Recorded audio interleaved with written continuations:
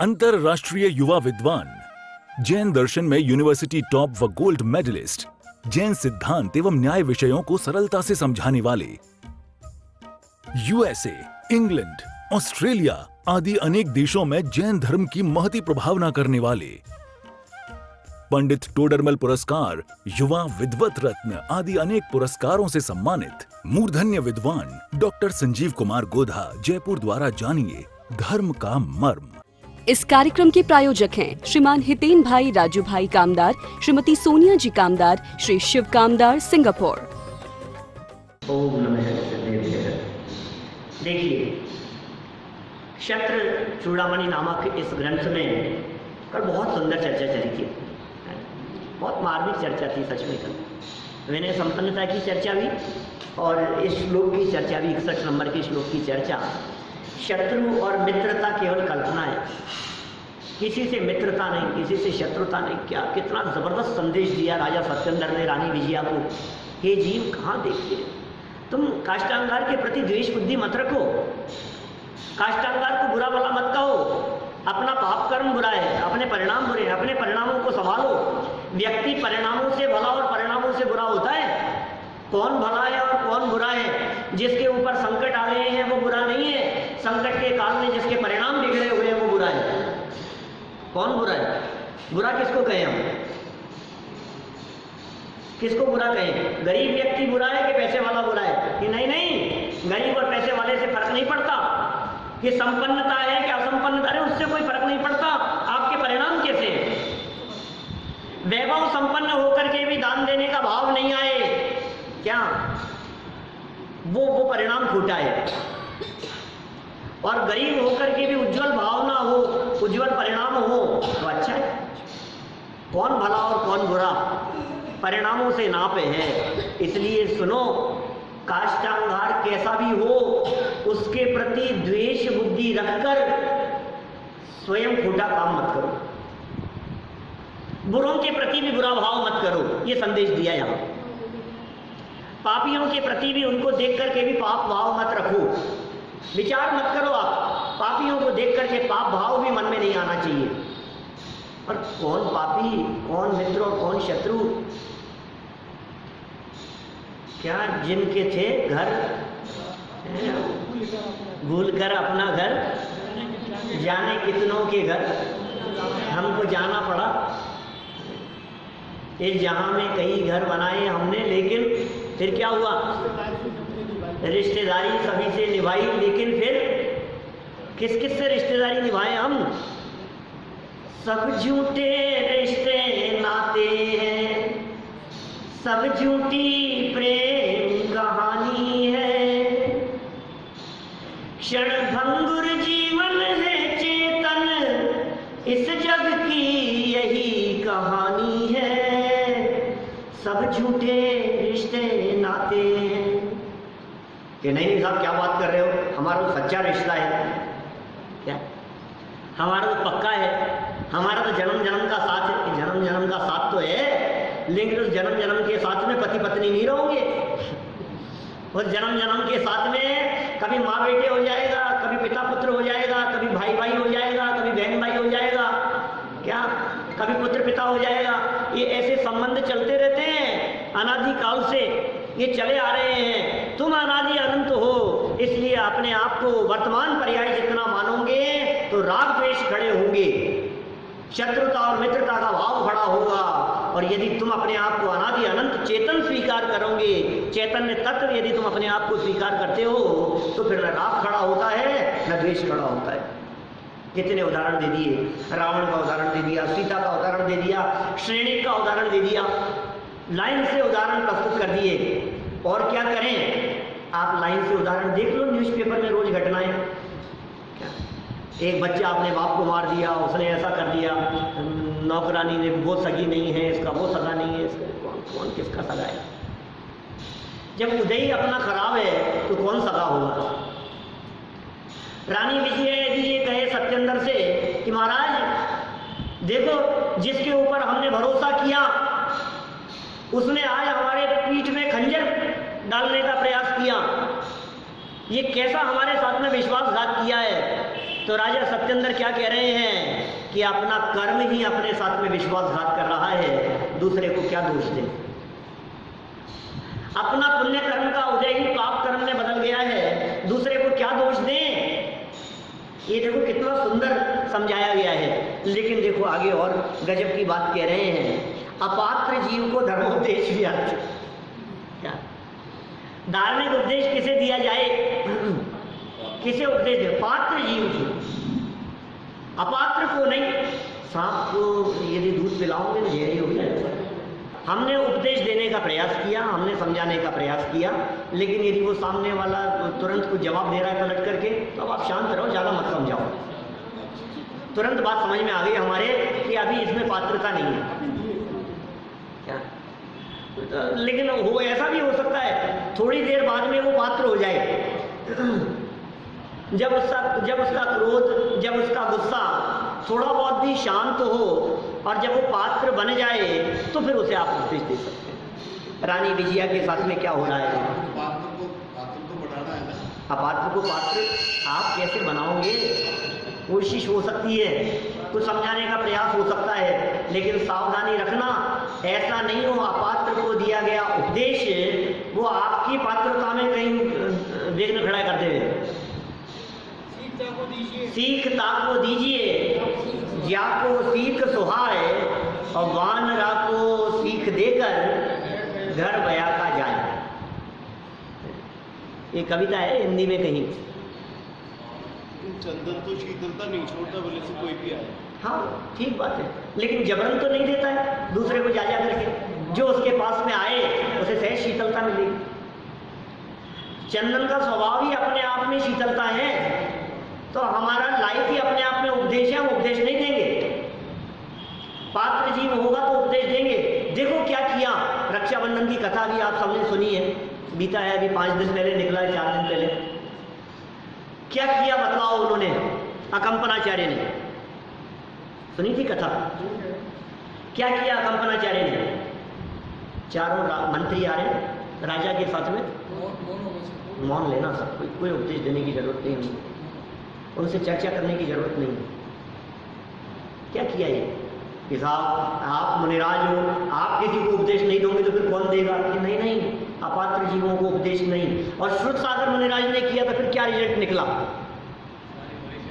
अपात्र जीवों को समझाने का प्रयास नहीं। मतलब हमारे महामुनिराज जैसे भी, आचार्य परमेश्वरी जैसे भी अपात्र जीवों को उपदेश देने का प्रयास नहीं करते।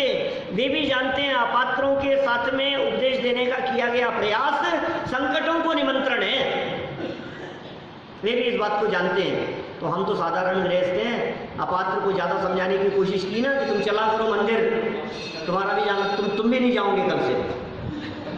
अब लोग अब ये उल्टा संकट आ गया हमारे माथे पर। हम ज़्यादा समझाने की कोशिश कर रहे थे, क्या करें बोलो? कलह ना हो ये प्रयास करना है। खैर देखो यहाँ तो कथा को आगे बढ़ा रहे हैं, रानी विजया को समझा रहे थे राजा।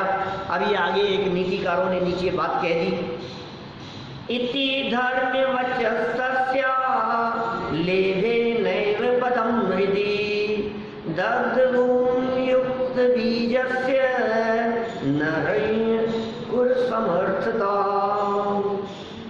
क्या इस प्रकार नीति युक्त वचनों ने उस विजया रानी के हृदय में स्थान नहीं प्राप्त किया। कितना भी समझा लो नहीं समझ में आ रहा है। वो समझा रहे हैं काष्टांगार के प्रति द्वेष मत रखो, लेकिन ये जो नीति के जो वचन कहे राजा ने, इन वचनों को रानी विजया ने अपने हृदय में स्थान नहीं दिया। निश्चय से जली हुई पृथ्वी में बोए हुए बीज के अंदर अंकुर पैदा होने की शक्ति नहीं होती है। पृथ्वी भी जली हुई हो ना, और वहाँ यदि बीज बो दिया जाए तो अंकुरित होने की शक्ति नहीं होती। जली हुई भूमि में वहाँ बीज अंकुरित नहीं होगा, क्योंकि भूमि अंदर से जली हुई है। देखो हिरोशिमा नागासाकी पर जहाँ बम गिरे, आज भी वहाँ भूमि बंजर है। खेत खलियान नहीं है, वहाँ पेड़ पौधे नहीं उगते हैं, वो भूमि बंजर होगी, क्योंकि जहाँ भूमि जल गई है ना, वहाँ उस जली हुई भूमि में वो पात्रता ही नहीं बची है। आप कितना भी बीज डालने का प्रयास करो वो अंकुरित नहीं होगा। ऐसे ही कह रहे हैं जिसका हृदय जल रहा है, जिसका अंतरंग जल रहा है, जो जीव अंदर से कषायों से जल रहा है, उस जीव में हम ये तत्व ज्ञान रूपी बीज डालने का प्रयास करेंगे तो क्या होगा? तत्व ज्ञान रूपी बीज डालने का यदि प्रयास किया तो वो बीज बेकार जाएगा, अंकुरित नहीं होगा। देखो सरल अर्थ, वस्तु स्वरूप का यथार्थ ज्ञान कराने वाला उपदेश भी रानी विजया को हृदयंगम नहीं हुआ, क्योंकि जली हुई भूमि में बोया गया बीज व्यर्थ ही जाता है। क्या करें? अभी समझ में नहीं आएगी, उसको नहीं समझ में आ रही है, क्या करें? अभी क्या करें? रानी को दोष भी क्या दे दें, राजा ने भी क्या दोष दिया होगा, लेकिन क्या करें? अब दिख रही है स्थिति। देखो विशेषार्थ, भगवान महावीर के जीव मारीची को समव शरण में दिव्य ध्वनि से सर्वोत्तम उपदेश मिला।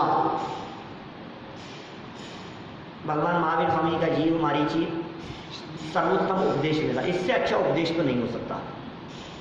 उपदेश दाता साक्षात तीर्थंकर हो, इससे अच्छा उपदेश तो नहीं हो सकता।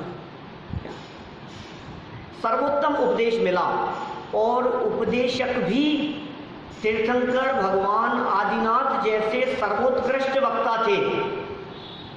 क्या? उपदेशदाता भी सर्वोत्कृष्ट वक्ता थे, तो भी उपदेश और उपदेशक दोनों व्यर्थ सिद्ध हुए। आदिनाथ भगवान का भी असर नहीं हुआ, उनके उपदेश का भी असर नहीं हुआ। उपदेशक आदिनाथ स्वामी और उपदेश उनकी दिव्य ध्वनि दोनों निरर्थक सिद्ध हुए। निरर्थक नहीं थे, उसके लिए निरर्थक सिद्ध हुए।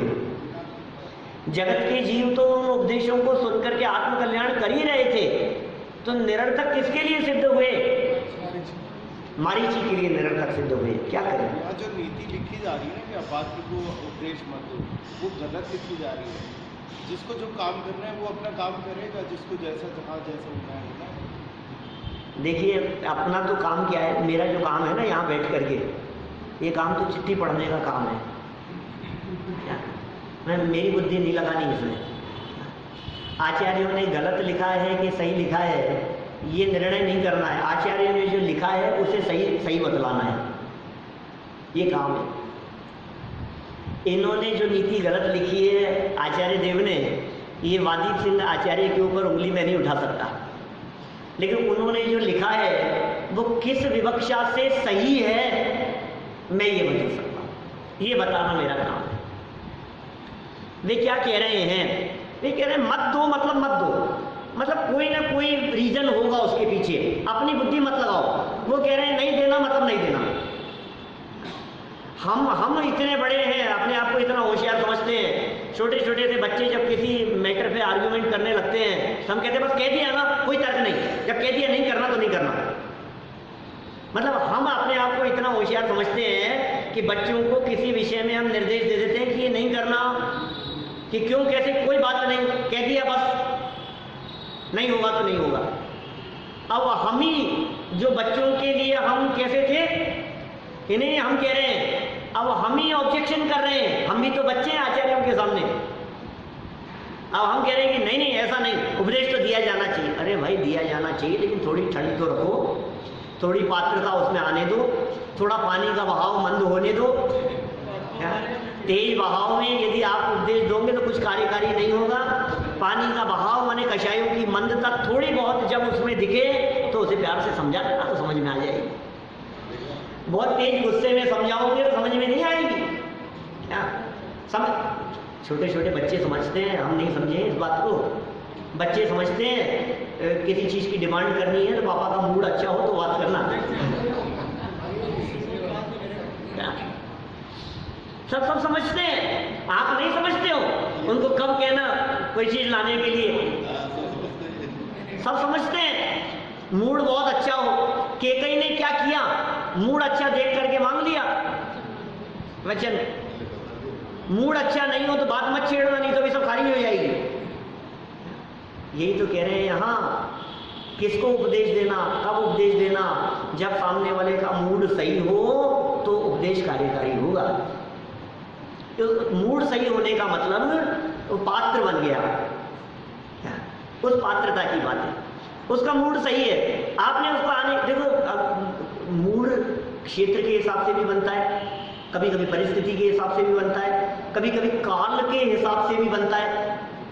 जैसे फॉर एग्जाम्पल आप किसी व्यक्ति को सावन के महीने में यहाँ आने की बात कहो तो उसकी तुलना में भादवे के महीने में सुनने के लिए आने में उसकी पात्रता थोड़ी ज़्यादा पकेगी। उसको कहो ना ये भादवे का महीना चल रहा है तो उसको भी लगेगा हाँ यार साल में एक महीना तो कम से कम, चलो ठीक है कोई बात नहीं, कल से आता हूँ आपके साथ में। आप उसके बिजनेस के समय, उसके सीजन के समय, उस समय कहो अरे भाई साहब तुम कर लो धर्म, हमें थोड़ी कमाई कर लेने दो, उल्टा उपदेश मिल जाएगा आपको। तो देखो एक तो हमने काल की बात कही, कभी कभी परिस्थितियां वश जिस व्यक्ति का तीव्र पुण्य का उदय चल रहा है वो अपने पंचेंद्रिय विषय भोगों के अंदर मस्त है, ऐसे समय में उसको समझाओ तो कि यार हमें धर्म की जरूरत नहीं है, वो क्या कहेगा।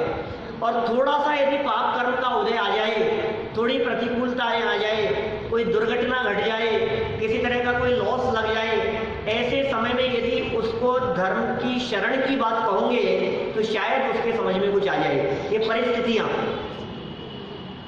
तो बहुत से लोगों को के लिए काल अनुकूल काल देख करके, बहुत से लोगों की परिस्थितियां देख करके, ठीक है ना, समय देख करके, माने अलग अलग तरह के प्रसंग हो सकते हैं, तात्कालिक परिस्थितियां भी उसमें कारण हो सकती है।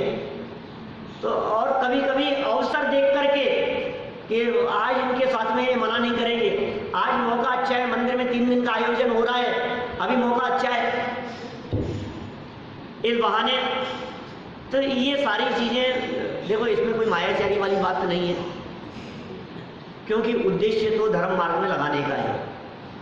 उपदेश तो हमेशा ऊंचे चढ़ने के लिए दिया जाता है, उपदेश तो अच्छा ही दिया जा रहा है, लेकिन समय देख करके, ठीक है ना, जो भी काम करते हैं हम समय और अवसर के अनुसार करते हैं, वही काम यहाँ कह रहे हैं कि जो भी उपदेश दो वो समय के अनुसार दो, अपात्र जीवों को उपदेश मत दो। क्या यहाँ विजय रानी गलत है? आप यदि विजय रानी की जगह होते, जिस काष्ठांगा पर इतने एहसान किए, आज ये हम पर ही हमला करता है। देखो भाई, कषाय का जब उदय आता है ना, हाँ, तो अपने को कषाई जीवों की बात सही लगती है, लेकिन अब उस काष्ठांगार को बुरा भला कह करके क्या करोगे। हमारे यदि पुण्य का उदय हो तो वो काष्ठांगार क्या बिगाड़ लेगा हमारा। हमारे यदि तीव्र पुण्य का उदय हो तो वो काष्ठांगार कितनी भी योजना बनाता रहे। यदि पांडवों के तीव्र पुण्य का उदय था तो कौरवों ने क्या बिगाड़ दिया बताओ, कुछ बिगाड़ने में समर्थ नहीं हो सके। 100 के 100 मर मिटे, एक भी नहीं बचा 100 में से। धृतराष्ट्र के 100 बेटे थे, 100 में से एक भी नहीं बचा, और वो 5 थे, और 5 को कितनी जगह मारने का प्रयास किया। क्या करना है, उदय का विचार करो, क्या विचार करें। ये तत्वज्ञान किस लिए है, ये जनवाणी की चर्चाएं किस लिए है हमारे पास में। जे करम पूरब किए खोटे, सहे क्यों नहीं जीरा। तो कैसे सहूं ये बताओ। अति क्रोध अग्नि बुझाए प्राणी, साम्य जल ले सीरा। समता रूपी जल से उस क्रोध रूपी अग्नि के का सिंचन करो तो क्या होगा, वो समता और क्षमा रूपी अग्नि से, समता और क्षमा रूपी जल से वो जो क्रोध रूपी अग्नि है वो शमन को प्राप्त हो जाएगी, वो शांत हो जाएगी। क्रोध के काल में वस्तु स्वरूप का विचार, लेकिन किसको सुहाएगा, जिसकी होनार बली होगी। क्या करें, ये समझा रहे। देखो मारीची के समान, आगे बात बतला रहे, मारीची के समान यह रानी विजया भी अपात्रता का ज्वलंत उदाहरण है। सामने दिख रही है, क्या करें, अपात्र है, नहीं समझ में आ रही है, नहीं समझ में आती है। आप देखो बच्चों को कभी कभी कोई गलत काम कर रहे हो, आप कितना भी समझाने का प्रयास करो, नहीं समझ में आती है उनकी, नहीं आती तो नहीं आती, क्या करें। तो फिर नहीं समझाएं उनको कि समझा करके देख लिया, अब इसकी होनार जैसी होगी, अब क्या कर लोगे आप बताओ। आप उसको ज़्यादा समझाने के प्रयास में, और यदि वो नहीं समझ रहा है और अपने परिणाम आपने बिगाड़े, अपना ही अहित कर बैठोगे। वो शांतिनाथ स्वामी याद आ गया ना, पुराण में घटना है, शांतिनाथ पुराण में क्या हुआ। पूर्व भवों की बात कर रहे हैं, पिछले भवों में नगर सेठ थे, बहुत वैभव संपन्न थे, इकलौता बेटा था। अब बेटा गलत रास्ते पर चल पड़ा, क्या करें। वैसे तो भला मानुस था, अच्छे संस्कार भी दिए थे, लेकिन घर में काम करने वाली पे मोहित हो गए। अब नगर सेठ, प्रतिष्ठित व्यक्ति, प्रतिष्ठित परिवार, घर में काम करने वाली पर मोहित हो गया, तो क्या करें। बोलो अजय जी, क्या किया होगा माता पिता ने? समझाया उसको, बेटा क्या कर रहा है, एक से एक रिश्ते आ जाएंगे कि नहीं इसी से शादी करूंगा मैं, तो अब क्या करोगे। खूब समझाने का प्रयास किया। कौन समझा रहा है, समझाने वाले कौन है? शांतिनाथ भगवान का जीव। 5-10 भाव में वे तीर्थंकर बनने वाले हैं, ठीक है ना। खूब समझाने का प्रयास किया माता पिता ने, नहीं समझा, ठीक है ना। क्या करें अब, ये तो समझ कहाँ, सारी समझ जो है ना सब ताक में धर दी जाती है। अब क्या करें, नहीं समझ में आ रही, नहीं समझ में आ रही। बेटा और संबंध हो जाएंगे, ये हो जाएंगे, वो हो जाएंगे, नहीं, घर से निकाल देंगे तेरे को, निकाल दो।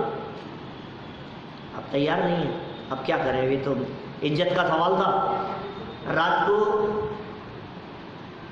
पत्र लिखा और जहर खा करके मर गए दोनों, सेठ सेठानी, कि बेटा तू मान नहीं रहा है और तू तो करेगा ये, और पूरे समाज में जो बदनामी होगी, हम उस बदनामी को बर्दाश्त नहीं कर पाएंगे, इसलिए ऐसी जिल्लत की ज़िंदगी जीने से तो मर जाना बेहतर लग रहा है, हम आत्महत्या कर रहे हैं, फिर ये चीज़ करना है। क्या हुआ था, क्या हुआ? सुबह देखा पत्र पढ़ा उसने, माँ बाप मरे हुए, लाश पड़ी है, चिट्ठी पड़ी। अब तो रास्ते में रोड़े अटकाने वाले मर गए ना, अब तो मौज मस्ती से रहा होगा वो। क्या हुआ आज? वो जो था ना बेटा, उसने चिट्ठी पढ़ने के बाद क्या किया, शादी नहीं की।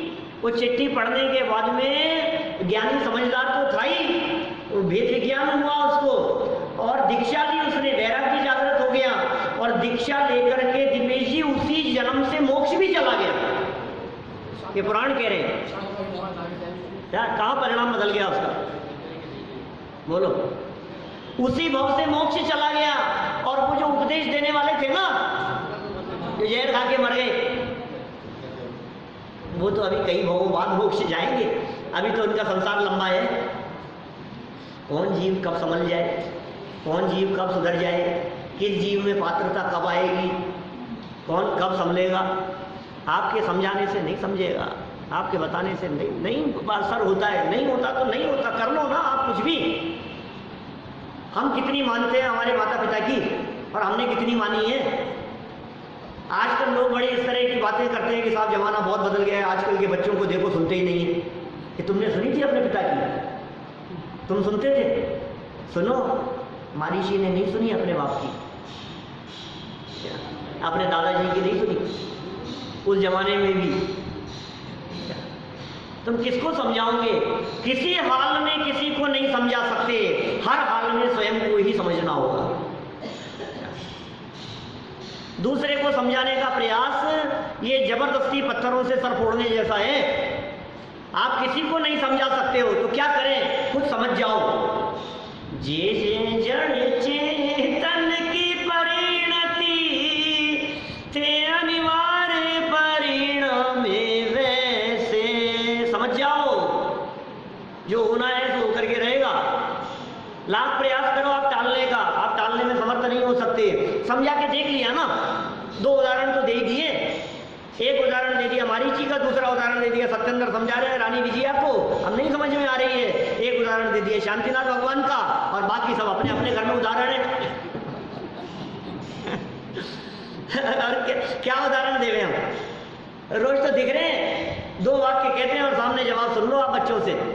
अब क्या करो बताओ, अपने को भाव आता है समझाने का, नहीं समझता तो नहीं समझता, अब क्या करें, तुम समझ जाओ कि नहीं समझ रहा, अब क्या करो। देखो क्या कह रहे हैं, अतः क्या क्या बात कह दी यहां, मारीच के समान यह रानी विजया भी अपात्रता का ज्वलंत उदाहरण है। अतः रानी शोक ही करती रही, इतना भी समझाया। उसके अंदर की ज्वालाएं शांत नहीं हुई, रानी के अंदर की ज्वालाएं शोक ही करती रही। इस घटना से यह बात स्पष्ट होती है कि समझाने वाले के प्रयास तथा उपदेश से कोई समझता ही नहीं है। अपने को लगता है मैंने समझाया और समझ गया, देखो मेरे समझाने से समझाए, झूठी कल्पना है। दिल बहलाने को गाली बेख्याल अच्छा है कि मेरे समझाने से समझाए, तेरे समझाने से नहीं समझा, समझने की योग्यता थी तो समझ गया। तेरे को नहीं साहब क्या बात कर रहे हैं, मेरे बेटा तो इतना आज्ञाकारी है, मैं कोई बात कहूँगा वो टाल देवे, ऐसा होता ही नहीं है। बहुत बार आजमा करके देखा है मैंने, मतलब वो हमारी बात को कभी नहीं टालता कि सुनो आज तक कभी तुमने अपने बेटे के विपरीत बात नहीं की होगी, उसके मन के विपरीत बात कह करके देखना, फिर पता लगेगा कितना आज्ञाकारी है। ये जो आज्ञाकारित्व तो दिखाई दे रहा है ना तुम्हारे को, ये तब दिखाई दे रहा है जब बेटे ने पूछा कि पिताजी पिक्चर देखने चला जाऊं, कि हाँ बेटा जाओ। जो कितना आज्ञाकारी है, मैंने कहा तू गया है, पूछ करके गया है कि तुम एक बार मना करके देखो उसको, यार क्या आप मना ही कर रहे हो जबरदस्ती। अब मैंने तो कह दिया दोस्तों को, ये क्या हुआ है, ये पलट करके सामने जवाब आना शुरू हो गया। क्या करें भाई, समझाने वाले के प्रयास और उपदेश से कोई समझता ही नहीं है। समझना होता तो मारीची ऋषभदेव के समोक्ष शरण में समझ जाता, लेकिन समझने की पात्रता जब जागृत हुई तो 2 मुनिराज उस शेर की अवस्था में समझने की पात्रता जागृत हुई उसी मारीची को। कोई समझाने वाला नहीं दिख रहा है, कोई पढ़ा लिखा नहीं है, कोई बुद्धि नहीं है, हिरण को फाड़ करके खा रहा है, लेकिन पात्रता अंदर में दिख रही है। तो मुनिराजों ने भी उपदेश दिया, पात्रता दिख रही है, ये पात्र जीव है, इसको उपदेश देना चाहिए, इसके समझ में आ जाएगी। समझ में आ गई उसकी, मांस भक्षण छोड़ दिया, हिरण को खा रहा था, खाता खाता भोजन छोड़ दिया, शुद्ध सात्विक भोजन करने लगा, पानी भी झरनों का हिला करके पानी पीने लगा, सूखी घास खाने लगा। बोलो आप क्यों? क्योंकि अब काल बदल गया है, अब समय बदल गया है। अब ये वो जीव जिसका अनंत संसार था ऋषभदेव के समोक्ष शरण में, कूड़ा कोड़ी सागर का काल बीत गया है और अब समय कैसा आ गया है, अब तो इसके आगे बढ़ने का काल आ गया है। अब तो ये जीव अल्प काल में परमात्मा बनने वाला है। अरे जिसके ऊपर किसी के उपदेश का असर नहीं होता था, अब वो इस 3 लोक के जीवों को उपदेश देने वाला बनने वाला है, वो स्वयं उपदेशदाता बनने वाला है। देखो, समझाने वाले के प्रयास तथा उपदेश से कोई समझता ही नहीं है। ये बात समझ में आ रही है क्या? ये बात समझ लो कि समझाने से कोई समझता नहीं, किंतु समझने वाला अपनी पात्रता से, अपने पुरुषार्थ से स्वयं समझना चाहे तो समझ सकता है। जो समझना ही नहीं चाहे तो कैसे समझाओ? कर ली हमने बहुत कोशिश, वो समझना ही नहीं चाहता। जो सोया हो उसे तो जगाया जा सकता है, लेकिन जो नींद का बहाना बना करके पड़ा हो उसे कैसे जगाएं? उसे कैसे जगाएं बताओ? जो समझना चाहे उसको तो समझा सकते हैं, जो उठना चाहे उसको तो उठा सकते हैं, लेकिन जो उठना ही नहीं चाहता उसको कैसे उठाएं? उपदेश और उपदेशक को तो निमित्त कहा जाता है। ये उपदेश भी निमित्त है और उपदेशक भी निमित्त मात्र है। काम तो वही होता है जो वस्तु की अपनी परिणमन की योग्यता से, अपनी उपादानगत योग्यता से होता है। इसलिए निमित्तों से दृष्टि हटाओ और उपादान को देखने का प्रयास करो। इसका मतलब ये हुआ निमित्त है, अगर उसकी पात्र निमित्त मात्र है, वाला हो गया तो एक समझाने वाला भी निमित्त है, उपदेश देने वाला भी निमित्त है। अब योग्यता नहीं थी तो ये निमित्त कुछ नहीं कर पाएगा, निमित्त है ही। योग्यता थी तो निमित्त बन जाएंगे। इसलिए भाई अपनी योग्यता को हमें डेवलप करने का प्रयास करना चाहिए। पात्रता और योग्यता यदि हमारे अंतर में डेवलप होगी तो निश्चित रूप से काम हुए बिना नहीं रहेगा। हम सभी अपात्र को उपदेश न देवें और स्वयं उपदेश ग्रहण करने के लिए अपने में पात्रता डेवलप करें, इसी भावना से बात को यहीं मेरा। इस कार्यक्रम के प्रायोजक हैं श्रीमान हितेन भाई राजू भाई कामदार, श्रीमती सोनिया जी कामदार, श्री शिव कामदार, सिंगापुर।